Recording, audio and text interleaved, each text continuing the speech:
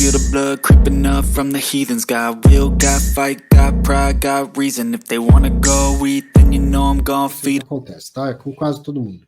Essa frase me impactou. Como assim não tem a dó de vender?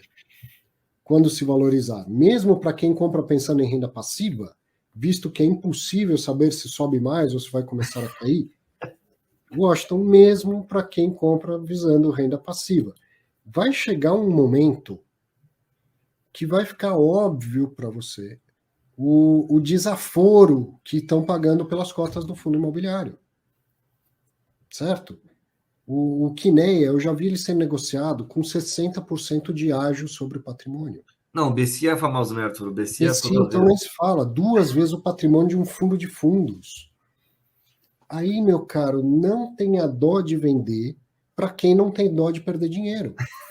Entende? Porque o cara que paga 2 vezes o valor patrimonial de um FOF, seja lá qual for, ele não tem dó de perder dinheiro. Tá? Tem uma aula minha de um curso que eu mostro esse gráfico do BCIA e falo assim, ó, considere doar dinheiro para o GRAAC, para a ACD, para a Legião da Boa Vontade, porque se você vai rasgar o seu dinheiro pagando o dobro do que vale um ativo, né, você está disposto a jogar dinheiro no lixo, doa para quem está precisando. Então é nesse momento, o Washington, não tenha dó de vender os seus ativos, seja lá qual forem, para quem está disposto a jogar o dinheiro dele no lixo. Entendeu? Porque as coisas voltam. O Washington, assim, eu entrei no IPO do Iridium, tá, lá atrás, né? Eu entrei no IPO também do Corme 11, né? Também, assim, acho que são pessoas assim que eu conheço, né? Há muito tempo, né? E, assim, eu tenho, sei lá, uma proposta de investimento em alguns ativos que eu tenho, assim, que vai ficar para sempre, né? Que nesses dois, por exemplo. Então, pode subir, sei lá, 10 vezes o patrimonial do Iridium, que eu não tenho interesse em vender, assim. Então, acho que, mas, obviamente, né, assim, outras cotas, né, que eu tenho lá para ganho de capital, sei lá, o TRNT, por exemplo, né, que realmente está bem descontado, assim, acho que esse eu vou vender assim que possível, tá? Assim, a minha visão acho que é mais entender a sua estratégia, né, assim, acho que, como o Arthur falou, dá para você comprar, sei lá, né, o Iridium, né, entre aspas, a patrimonial, vender a 2 vezes o patrimonial, mas ele pode ir para 3, para 10 que seja, e você perder esse rally. Então, assim, a questão, como eu não quero ter ganho de capital no Iridium, eu só vou entrar nas ofertas ali, não quero vender no mercado secundário, então eu não vou vender o Iridium, né, mas olhando assim, né, de uma maneira, entre aspas, né, mais correta, né, mais financeira, né, assim, você deveria realmente vender quando as coisas estão muito fora da realidade, assim. Mas como eu tenho a proposta de ter a participação nele por um bom tempo, eu seguro a posição ali sem pressa, né, vamos dizer assim. Tá? Então, acho que depende muito mais da sua estratégia, né? Porque assim, se você compra um fundo imobiliário com a proposta de ganho de capital, você deveria, sei lá, saber a qual preço sair. Se você compra um fundo imobiliário pela proposta de dividendos, você não deveria, entre aspas, né, sei lá, sair, na minha visão, tá? Acho que deveria ser mais, como que chama, uma proposta mais de se o dividendo mudou muito, caiu muito ali, você tem que falar assim, pô, realmente, né, ele ia pagar um dividendo previsível e não está mais sendo previsível o dividendo dele. Então, a gente tem que entender mais ou menos, sei lá, que nem o caso da LZR, né, que ele captava muito ali na oferta, né, diluía bastante, então machucava um pouco no curto prazo, antes de alocar ali os dividendos. Então, assim, mais interesse realmente uma coisa pontual ou uma coisa estrutural, realmente, o BBPA é uma coisa estrutural, perdeu, né, o contrato ali, né, quebrou a cara e a vida segue, né. BBPA vai ser outro fundo. Segunda parte do seu comentário, ó, visto que é impossível saber se sobe mais ou se vai começar a cair. É impossível.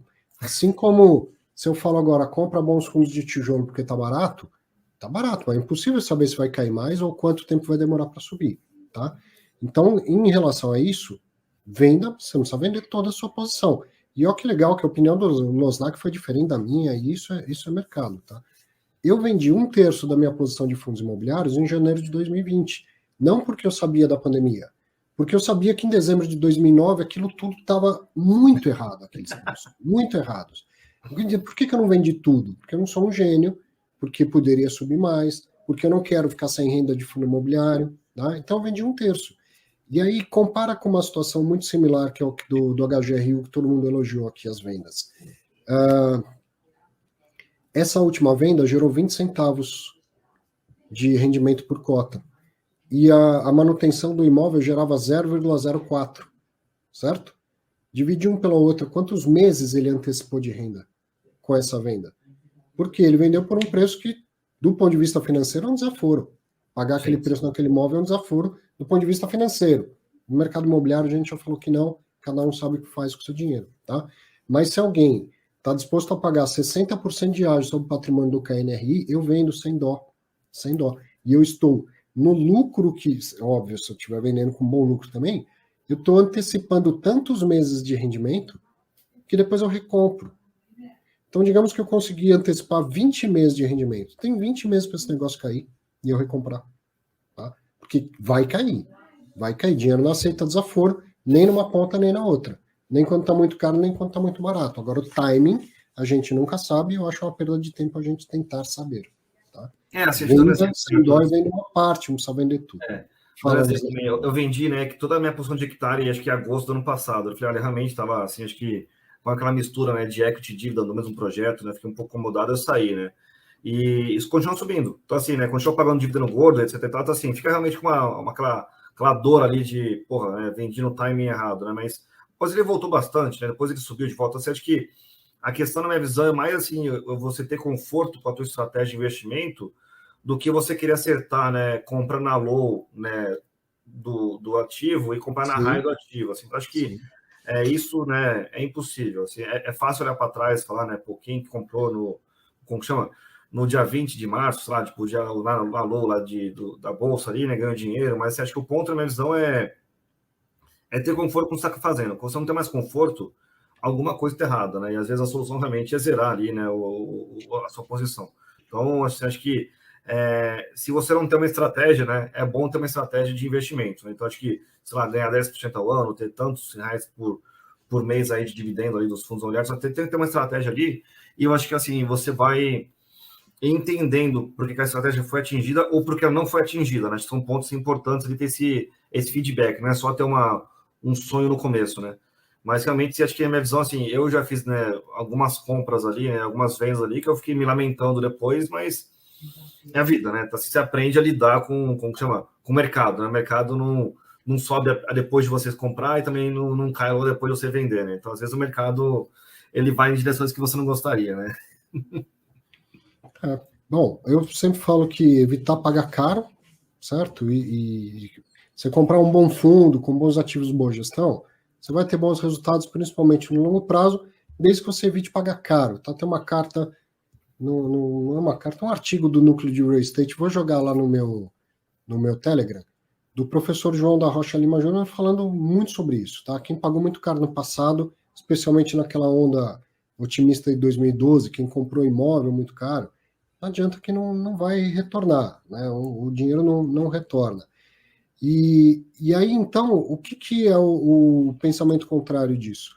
Se tem gente disposta a pagar muito caro, você tem o fundo imobiliário, ou o ativo que for, tem gente disposta a pagar muito caro, você olha e fala, não compraria por este preço. Então venda, cara. Não é todo gestor de FOF não fala isso, eu tenho que comprar minha carteira todos os dias.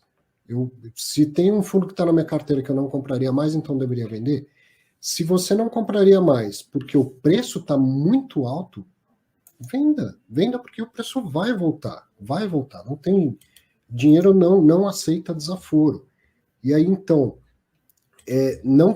eu sou o primeiro a falar, não fique girando seu portfólio, você vai provavelmente girar demais, perder oportunidades e tal. Estou dizendo quando a coisa está tão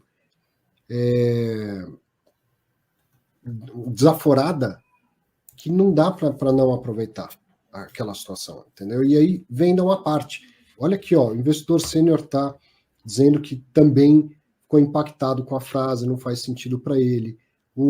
Mais alguém falou aqui, o Adriano, ó, o Fábio, agradecendo que o Washington fez a pergunta, porque ele também ficou impactado com a frase. Já estou habituado com isso. Toda vez que eu falo, as pessoas falam, como assim vender? Se o preço está desaforado, venda. Eu já mostrei quantas vezes aquela tabela que o KNRI mostra de cada emissão dele, quanto que está sendo o resultado de cada uma das emissões. Posso entrar aqui para mostrar novamente. Vamos lá. Enquanto a gente vai falando aqui. Isso é muito impactante, porque é o mesmo fundo, a mesma gestão, embora tenha mudado o portfólio ao longo de cada emissão, logicamente, mas é o mesmo fundo e a mesma gestão. E aí você vê alguns cotistas que estão tendo excelentes resultados e uma parte de cotistas estão perdendo dinheiro, não perdendo, estão ganhando dinheiro, mas ganhando muito menos do que o CDI, o que não faz o menor sentido. Qual é a única diferença entre eles? O preço que cada um resolveu pagar pelas cotas. E aí, então, se você olha e fala, cara, não faz sentido que alguém pague esse preço pelas cotas, mas eles estão pagando, venda, meu caro. Assim como eu já falei algumas vezes, que o gestor de um fundo imobiliário, se ele está sendo negociado muito acima do patrimonial, na minha opinião, ele tem a obrigação de emitir cotas. Que é a mesma coisa. Se tem um desaforo acontecendo no preço daquelas cotas no mercado secundário, o gestor tem que olhar e falar, eu quero esse dinheiro para dentro do fundo. Vou emitir cotas. Entendeu? Vou compartilhar a tela aqui, ó.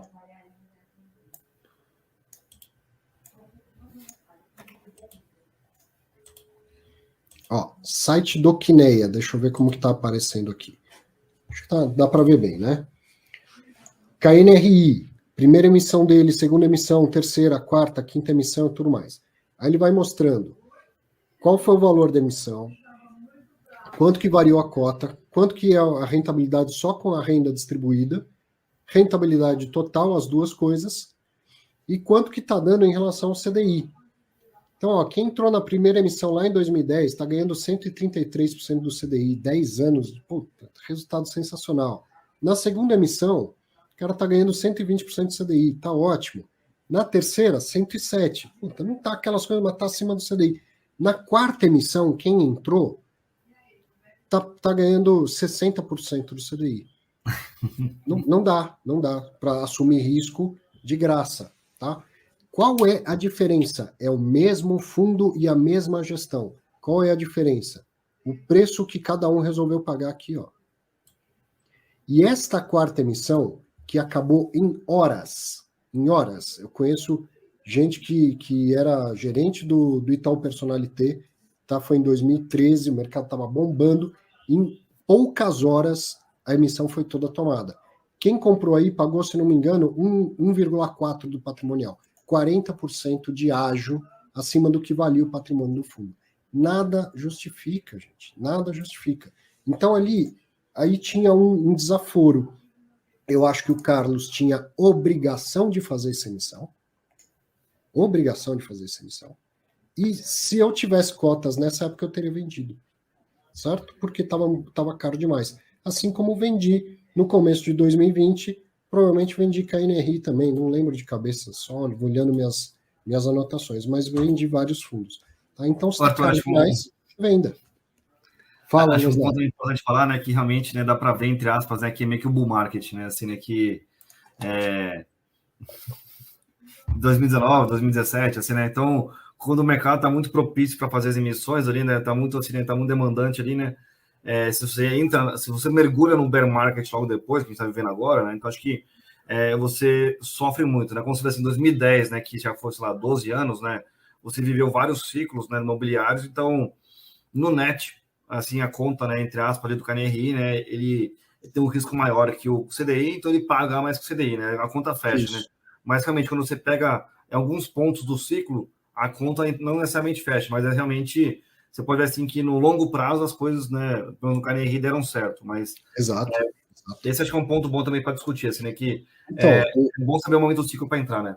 O KNRI é um fundo que eu sempre uso de exemplo em aula, acho um sucesso, bons ativos, boa gestão, e quem que não está ganhando dinheiro no KNRI? Quem pagou caro, só isso. Sim.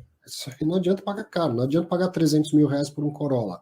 O carro continua sendo bom, o negócio foi péssimo, tá certo? Agora, se o seu vizinho te disser que quer pagar 300 mil num Corolla, venda para ele imediatamente, até a descoberta, mesmo sem ter o Corolla. Venda. E aí depois você compra um Corolla por 100 mil e vai fazer bom negócio, entendeu? Essa é a questão aí. Tá? Né? Evita ficar girando a carteira, evita, mas tem horas, como hoje a mim parece um desaforo de barato o preço de bons fundos de tijolo, tem horas que claramente você encontra um desaforo de tão caro que tá. Venda pelo menos uma parte. E aí tá um outro detalhe que, quando eu falo sobre ter FOF no portfólio, o gestor do FOF ele não tem dó de vender. Então, como eu sei que muita gente vai ter dificuldade de vender, mesmo quando tiver tudo muito caro, o gestor do FOF não vai ter dificuldade de vender e vai distribuir o lucro dessa venda para você. Pra gente encerrar aqui, foi ótimo essa discussão, sempre é boa essa discussão. I can hear the demons call when they do what they do. And now I feel like taking off, find a place with a view. The pain is never gonna stop if it's